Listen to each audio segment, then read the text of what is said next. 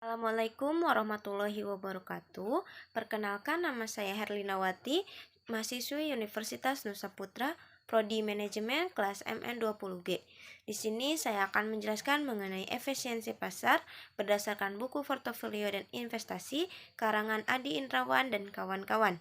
Efisiensi merupakan salah satu parameter yang secara teoritis merupakan salah satu yang mendasari seluruh kinerja sebuah organisasi. Kemampuan menghasilkan output yang maksimal dengan input yang ada adalah merupakan ukuran kinerja yang diharapkan. Namun jika dikaitkan dengan pasar modal, maka efisiensi pasar modal adalah merupakan salah satu indikator untuk menentukan kualitas pasar modal. Semakin tinggi efisiensinya, maka menunjukkan bahwa kualitas pasar modal tersebut semakin baik. Pada dasarnya terdapat dua jenis efisiensi pasar modal, yaitu efisiensi internal dan efisiensi eksternal. Efisiensi pasar modal diatur dalam Undang-Undang Republik Indonesia Nomor 8 Tahun 1995 tentang pasar modal, yaitu pada pasal 7 ayat 3 yang berbunyi, dalam menyusun rencana anggaran tahunan dan penggunaan laba, Bursa Efek wajib berpedoman pada prinsip efisiensi pasar modal dan memperhatikan ketentuan yang ditetapkan oleh Bapepm yang menyangkut antara lain hal-hal sebagai berikut. Yang pertama ada meningkatkan sistem atau sarana perdagangan efek. Yang kedua, meningkatkan sistem pembinaan atau pengawasan terhadap anggota bursa efek. Yang ketiga, mengembangkan sistem pencatatan efek yang efisien. Yang keempat, mengembangkan sistem clearing dan penyelesaian transaksi bursa dan hal-hal lain yang berkaitan dengan bursa efek. Yang kelima, meningkatkan sistem pelayanan informasi. Yang keenam, melakukan kegiatan pengembangan pasar modal melalui kegiatan promosi dan penelitian. Dan yang terakhir, meningkatkan kemampuan sumber daya manusia. Yang diatur dalam undang-undang tersebut bukan hanya bursa efek saja, tetapi juga termasuk lembaga clearing dan penjaminan serta lembaga penyimpanan dan penyelesaian harus menjalankan prinsip efisiensi. Ini tercermin dalam Undang-Undang Republik Indonesia Nomor 8 Tahun 1995 tentang pasar modal, pasal 14 ayat 4. Dalam menyusun rencana anggaran tahunan dan penggunaan laba, lembaga clearing dan penjaminan serta lembaga penyimpanan dan penyelesaian wajib berpedoman pada prinsip efisiensi pasar modal dan memperhatikan ketentuan yang ditetapkan oleh Bapepm yang menyangkut antara lain hal-hal sebagai berikut. Yang pertama, menyelenggarakan peningkatan pelayanan clearing dan penjaminan serta penyelesaian transaksi bursa secara teratur, wajar, dan efisien. Yang kedua, menyelenggarakan peningkatan pelayanan jasa kustodian sentral dan penyelesaian transaksi secara teratur, wajar, dan efisien. Yang ketiga, meningkatkan kegiatan penyelesaian transaksi bursa secara pembukuan yang aman. Dan yang terakhir, mengembangkan sistem keamanan penyimpanan efek.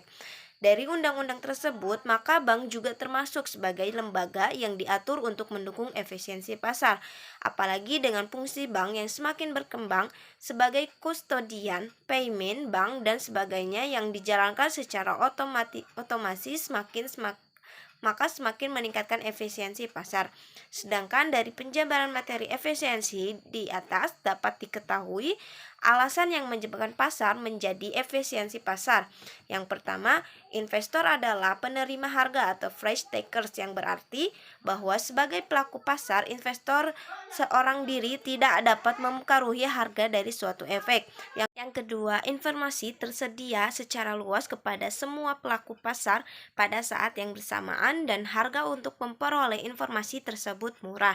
Dan yang ketiga, informasi dihasilkan secara acak atau random dan tiap-tiap pengumuman informasi sifatnya random satu dengan yang lainnya. Yang terakhir yaitu investor bereaksi dengan menggunakan informasi secara penuh dan cepat sehingga harga dari efek berubah dengan semestinya, mencerminkan informasi tersebut untuk mencapai keseimbangan yang baru. Selain itu, terdapat juga alasan yang menyebabkan pasar modal menjadi tidak efisien, diantaranya yaitu Pertama yaitu terdapat sejumlah kecil pelaku pasar yang dapat mempengaruhi harga dari efek. Yang kedua, harga dari informasi adalah mahal dan terdapat akses yang tidak seragam antara pelaku pasar yang satu dengan yang lainnya terhadap suatu informasi yang sama. Yang ketiga, informasi yang disebarkan dapat diprediksi dengan baik oleh sebagian pelaku pasar. Yang terakhir, investor adalah individual yang lugas dan tidak canggih. Adapun bentuk-bentuk pasar yang efisien, menurut Pama 1979 dan Haugen 1997, memilah bentuk pasar menjadi 3 bentuk, yakni yang pertama, efisiensi bentuk lemah atau weak from efficiency, di mana efisiensi pasar bentuk lemah ini menunjukkan bahwa harga dapat mendeskripsikan semua informasi yang tercatat dalam historikal pada harga masa lalu. Yang kedua, efisiensi bentuk setengah kuat, semi strong from efficiency, di mana efisiensi pasar bentuk setengah kuat tidak hanya mencerminkan harga di masa lalu, tetapi juga informasi yang dipublikasikan. Yang ketiga, efisiensi bentuk kuat, strong from efficiency, di mana efisiensi pasar bentuk kuat dapat dicapai jika harga tidak hanya mencerminkan informasi harga di waktu lalu dan informasi yang dipublikasikan, tetapi juga informasi yang dapat diperoleh dari analisis fundamental tentang perusahaan dan perekonomian serta informasi lain walaupun tidak atau belum dipublikasikan. Selain itu, ada juga anomali pasar dan dampak efisiensi pasar terhadap laporan keuangan. Anomali yang terjadi pada pasar modal dapat dikelompokkan menjadi 4, yaitu anomali peristiwa atau event anomaly, anomali musiman atau seasonal anomaly, anomali perusahaan atau firm anomaly, dan anomali akuntansi atau accounting anomaly. Rincian pengelompokan anomali menurut Levy 1966 tersebut dapat dijabarkan sebagai berikut, yaitu yang pertama anomali peristiwa. Anomali peristiwa terdapat yaitu yang pertama analisis recommendation, di mana semakin banyak analisis merekomendasikan untuk membeli suatu saham, maka semakin tinggi peluang harga akan turun. Yang kedua, insider trading, di mana semakin banyak saham yang dibeli oleh insider trading, maka semakin tinggi kemungkinan harga akan naik.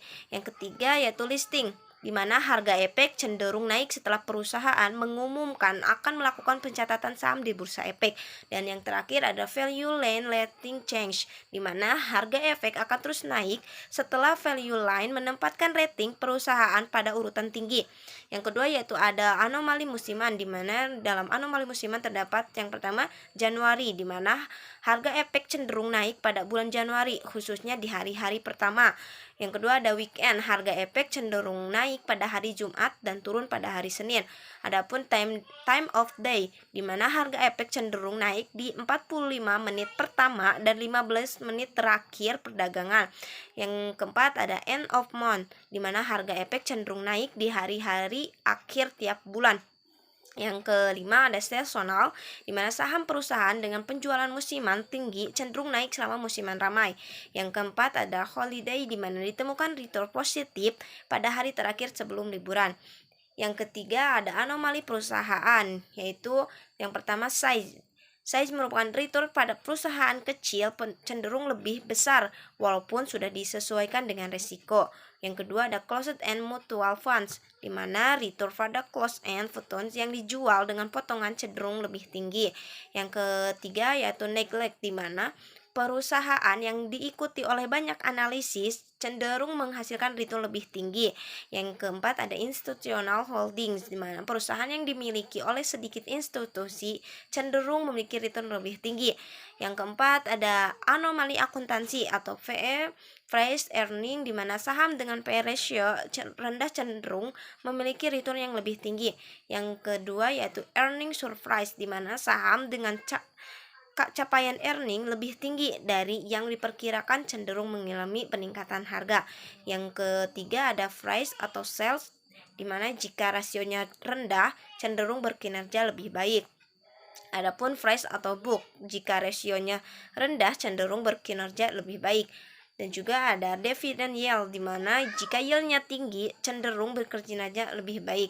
Dan yang terakhir ada farm earnings momentum, di mana saham perusahaan yang tingkat pertumbuhan earningsnya meningkat berkinerja lebih tinggi. Naik efisiensi pasar menurut buku karangan Adi Indrawan dan kawan-kawan. Kurang lebihnya saya mohon maaf. Wassalamualaikum warahmatullahi wabarakatuh.